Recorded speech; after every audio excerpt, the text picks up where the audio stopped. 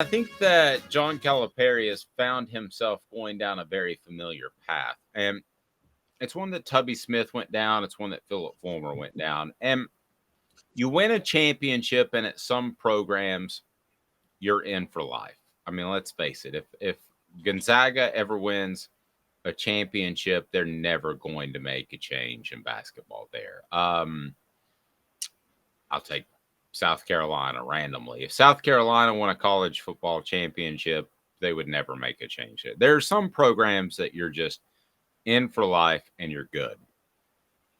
Tennessee football is not one of those programs, and that proved to be true after Tennessee won a national championship in 1998 under Phillip Fulmer. Now, they had an opportunity to win another one in 2001, but fell short in the SEC championship game. Would have played Miami, probably would have gotten beat, but still, that would have been another shot of the championship, which might have given Phillip Fulmer a few more years tacked on to the end of his tenure.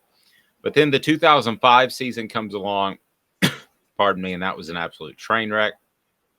And then you have the 2008 season in which Phillip Fulmer was finally fired. So the point is, there are some programs that you cannot just win a championship and expect to move forward and stay there and be one of the coaches that's never going to be fired. It just doesn't happen in this day and age of college football. You know, there were guys like Barry Alvarez who didn't even win a championship. That, goodness gracious, I mean, they weren't going to fire him for anything. As a matter of fact, when he said he was done, they made him the athletic director at one point.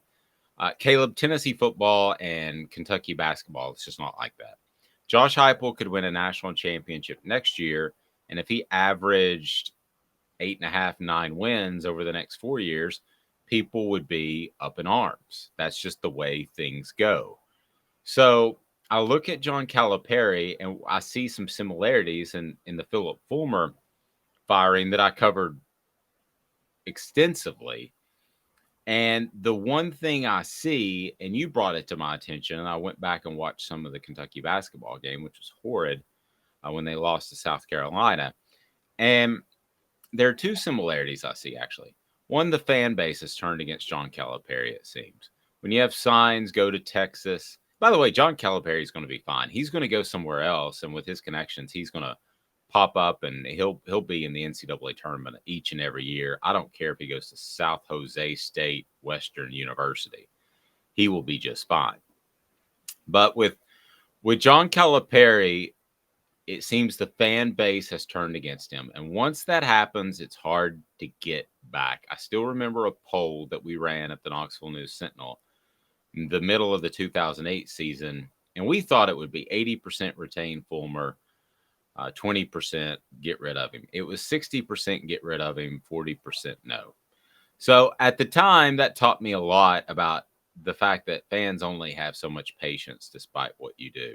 The other thing that reminds me of John Calipari and Phillip Fulmer is that Fulmer's classes were still ranked really high, his recruiting classes. Now, I think some of that goes into the fact that you have one of the biggest sites on a recruiting network that happens to be in Tennessee, and I think those numbers get boosted. I'm not going to go down that road.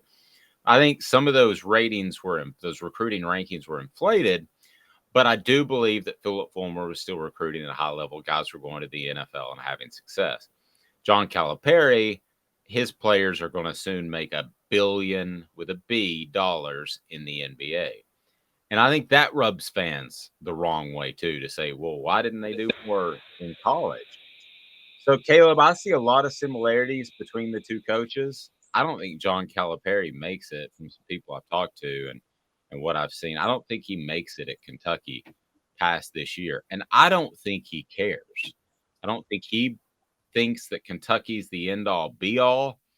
I think that he, again, because of his recruiting connections, can go anywhere and have success. He walked away from the Nets and he got a $4 million payout, which seems paltry, but it was huge at the time. He didn't care. I interviewed him about it. I think he's going to be ready to cruise, and I think that's good for Tennessee because Calipari is a proven coach. You can go out and get a Robert Gillespie or somebody else, some other goofball, and there's a good chance that Kentucky could be going through a decade of being dormant like Tennessee football did. But I think Calipari's done. I really do. So the only reason he might not be done is I think we have to remember a few things that happened comparing to Fulmer and even Tubby Smith. Calipari may have his best recruiting class ever at Kentucky coming in 2023, which is crazy to think. 5 5 stars. Now, take the politicking if you will. You are right. Maybe they're getting boosted. The sites are boosting them because Kentucky has them committed, but including DeJuan Wagner's son next year. If you remember, I know you said Fulmer was still recruiting at a high level, but right before that 2008 season, that 2008 class was Fulmer's worst in history. Right. I don't mean at the bitter end. Sorry.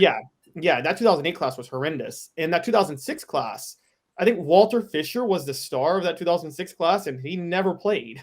Yeah. And so I think that you could see recruiting sliding with Fulmer. He had a flash in the pan in 2007. The 2005 class was a bust. What hurt Tubby Smith, because we brought him up, was as Kentucky was floundering, Chris Lofton, whose number is going to be retired this weekend, by the way, he was starring at Tennessee. So all Kentucky fans saw was Chris Lofton balling at Tennessee, a guy Tubby Smith didn't even want, and Kentucky struggling at the same time. And I mean, that was too much. I think with Calipari, I think the turning point with John Calipari, and I go back 7 years ago, was 20. You go back kind of years and you say there was just a moment where they cost themselves. I think Fulmer, we bring up 2005. I think the start for Fulmer, and I always say this, was the 2001 SEC title game. That was Tennessee was the better team, had a chance to go play for the national title, and just blew it and laid an egg and never got close to a top 10 finish again. With Calipari, it's 2015. So if you remember 2013, 2014, Calipari had one of his typical top 5 recruiting classes. They gelled in the end, made it to the NCAA tournament championship game, and lost to UConn. In a rarity for Calipari, everybody on that team came back. It wasn't like one of those one and done years. Everybody was coming back. Plus, he had a number 1 recruiting class coming in. So you looked at that Kentucky team, and you're like, this is going to be the best basketball team of all time. Back-to-back top recruiting classes. And then in college basketball, if a one and done player stays for a second year, that is so rare nowadays. Yeah. They all stayed. Kentucky goes undefeated through the regular season, undefeated through the SEC tournament, makes the Final Four, lays an egg in the Final Four because we all watched that game. Bo Ryan at Wisconsin coached circles around Calipari. Frank Kaminsky was dominating. Future NBA star Karl Anthony Towns underneath the basket. Shouldn't have been happening. Kentucky lost that game to a severely less talented team when they had the best team in history. And they really haven't made any noise since then, honestly. And it's been a slow decline. And I think you're right. I think fans are finally starting to get restless with it. And I think it would be the same with Fulmer. I think 2008 Fulmer would have been easier to swallow if Tennessee had that 2001 SEC championship game, but they didn't. I think Calipari right now would be easier to swallow if they had that 2015 national title. And they don't. And I think that's really standing out. Here's the other thing to remember, too, is John Calipari has, they've just frankly he's got Kentucky by the you-know-whats, because if he leaves, all those guys that you're talking about in the upcoming class, they're not coming to Kentucky. You have so much freedom now with the transfer portal. It would absolutely gut their program. When Phillip Fulmer was fired, I thought Lane Kiffin the next year did a better job than Fulmer could have done, but at least as good of a job. You had to rebuild a quarterback in Jonathan Crompton. You had a lot of things that you had to do there. I don't think Phillip Fulmer would have managed any better than 7 wins with that 2009 team. He wouldn't have. So you were hoping for an upgrade. That if you fire John Calipari, that you are just basically cleaning out the cabinets and starting all over. And I don't know if you go throw a ton of money at Mark Few. But see, that's the thing about basketball is there are 15 elite programs in football, I believe. I've always said there's 15 that are right up there, and there's probably 2 or 3 that are at an even upper echelon. But there's 15 that can all say this job is as good as the other job in the top 15. How many are there in basketball? There's a lot because you can throw 15, $20 million a year at basketball and you can become a Gonzaga. I mean, to call Gonzaga a mid-major is absolutely idiotic. I mean, they spend as much money on basketball as anybody else. I mean, technically they're a mid-major, but they're out there doing it. They're for real. It's no surprise if they're in the Final Four anymore. Those days are over. But there are so many jobs that Calipari could go to and have success. I think Kentucky basketball fans need to be a little bit careful what they wish for. People said that with Phillip Fulmer, but I believed at the time, and I still do, that Tennessee carries a lot of weight. That doesn't mean they didn't hire some dodo birds in the past 10 years, but it carries some weight. Lane Kiffin was not a dodo bird. Lane Kiffin was an NFL coach that had a Washington offer sitting there, which is why they made the move early with Phillip Fulmer during the season, which some people didn't like, because they had to do that in order to get Lane Kiffin. So this is not the same situation. You're basically tearing down a house and building it anew, Caleb. And I want to get your thoughts on that. I think they've got to be really careful with that.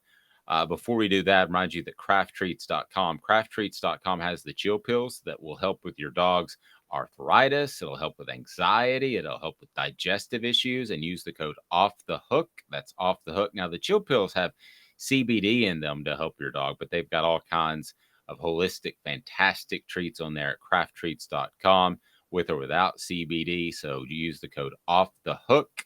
Off the hook is the promo code to get 20% off, and you will be set, absolutely set. So Caleb, your thoughts on the way Kentucky's basketball fans are responding, because I don't know that you're just going to go out there and hire another fantastic coach. I think there's a lot of competition for those jobs, and I know Kentucky is a blue blood. I know they have that tradition, but I don't think college basketball coaches view it like that anymore. I think they view it as, Gonzaga is as good of a job as the Kentucky's, Dukes, North Carolinas of the world. You? I think in college basketball, more than anything, players, coaches matter more. Like college football, you're right. There's blue blood programs. Coaches matter in college basketball. Coaches with recruiting connections. I think, and here's a stat that I don't think people realize. Do you know since Adolph Rupp, no coach has won more than one national championship at Kentucky? Yeah, I do, actually. And I think that, we're talking Kentucky is really thriving off a history of college basketball that really predates what basketball is now. And so I think that I say the same, by the way, with UCLA.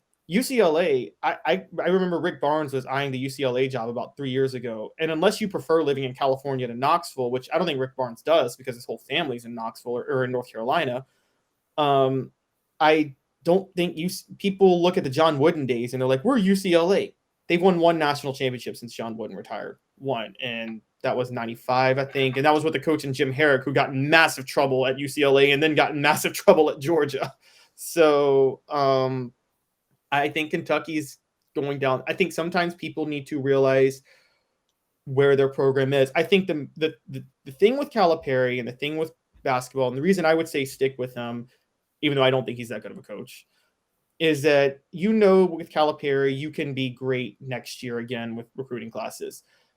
I will say if you fire him, what matters is the hire you make after. With Phillip Fulmer, it was a slow burn, a slow decline of it wasn't just Tennessee fans woke up in 2008 and said, this team is bad, let's get rid of Fulmer. It was like, okay, you lose the SEC title in 2001. By about 2004, you're like, there's an SEC championship drought happening at Tennessee right now. Then 2005 happens with the missing the bowl game. And then 2008, it was a slow burn of falling apart. I think that what the mistake with Fulmer is what Tennessee did after firing Fulmer, which is Mike Hamilton was so obsessed with the splash hire that he didn't just hire Lane Kiffin. He shelled out head coach money for a staff that he could sell. Yeah. And I thought at the time he should have hired Brian Kelly. Could you imagine if Brian Kelly I think Brian Kelly would still be at Tennessee today.